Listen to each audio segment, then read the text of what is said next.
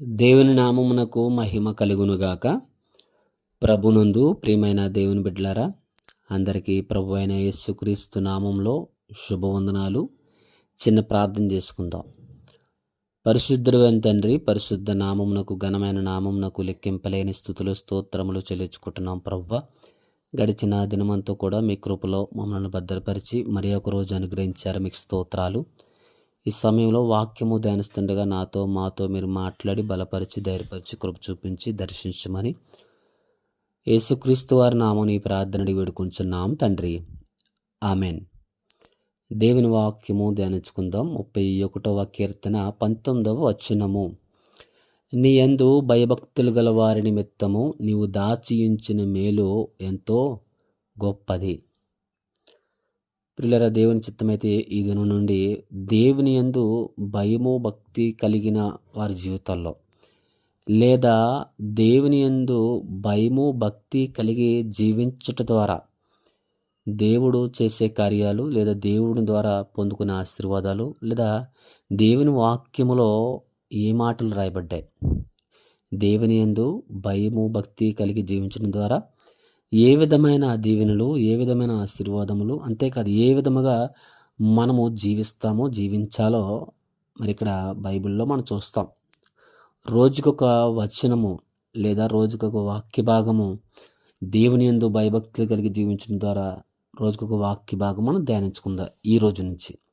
మొదటిగా ఈరోజు దేవుని యందు భయభక్తులు గల వారి నిమిత్తము నీవు దాచించిన మేలు ఎంతో గొప్పది అని వాక్యంలో రాయబడ్డది. పిల్లరా, అవును, దేవుని యందు ఎందరైతే భయము భక్తి కలిగి జీవిస్తారో వారి గురించంట దేవుడు మేలులు దాచి ఉంచాడంట. దాచించిన మేలు ఎంతో గొప్పది.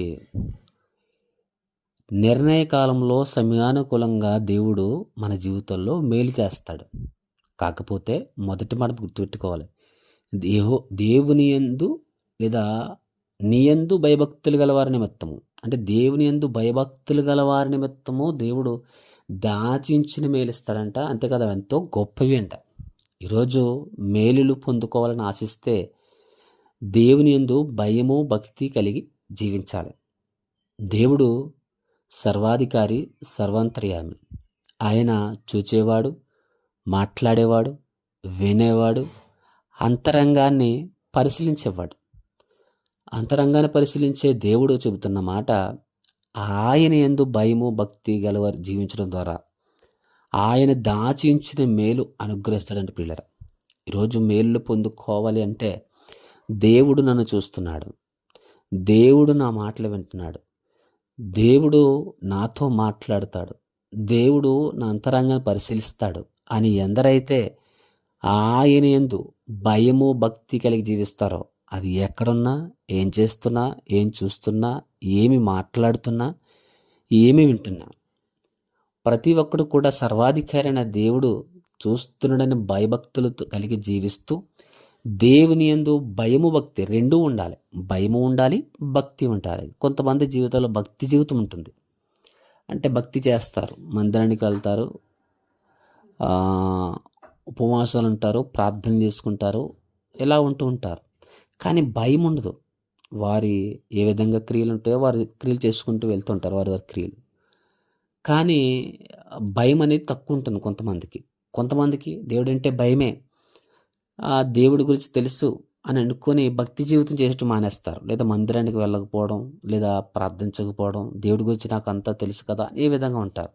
ఏదైనప్పుడు ప్రియులారా, దేవుని యందు భయము ఉండాలి, భక్తి ఉండాలి. దేవుని యెడల భయం కలిగి జీవించాలి, భక్తి జీవితం కూడా పాటించాలి. రెండూ ఉండాలి. రెండూ ఉన్న వారి జీవితాల్లో దేవుడు చేసే మేలులు ఎంతో గొప్పవి అంటే ప్రియులారా. అంతేకాదు, ప్రతిదినం కూడా ఒక్కొక్క మాట మనం ధ్యానించుకుంటూ వెళ్దాం. ఈ దినం నుంచి దేవుని యందు భయభక్తులు గల వారి జీవితాల్లో దేవుడు చేసే మేలులు కానీ, ఆశీర్వాదాలు కానీ, దేవుడు ఏ విధంగా వారు నడిపిస్తాడో, ఏ విధంగా కాపుదలిస్తాడో, ఇవన్నీ కూడా మనం ప్రతిదినం ఒక్కొక్క వాక్య భాగం ధ్యానించుకుందాం. ఈరోజు వాక్య భాగం ఏంటి? ఆయన దాచి ఉంచుతాడంట మేలు. ఎవరైతే దేవుని యందు భయభక్తులు కలిగి జీవిస్తారో ఆయన దాచి ఉంచిన మేలు ఎంతో గొప్పదని తెలుసు. అంటే దాచి ఉంచిన మేలు నీకు అనుగ్రహిస్తాడు.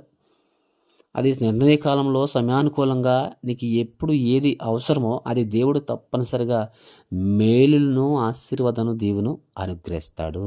కాకపోతే మనం దేవుని యందు భయభక్తులు కలిగి జీవించాలి.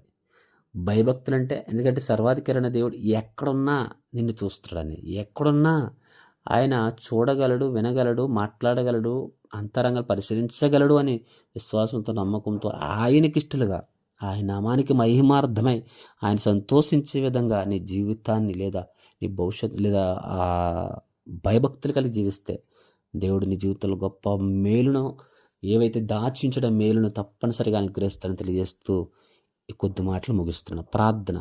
సకలాశీర్వాదాలకు కారకుడైన పరలోకమందున్న మా తండ్రి, మీ ఘనమైన నామమునకు, శ్రేష్టమైన నామమునకు లెక్కింపలేని స్థితిలో స్తోత్రాలు చెల్లించుకుంటున్నాం ప్రభువా.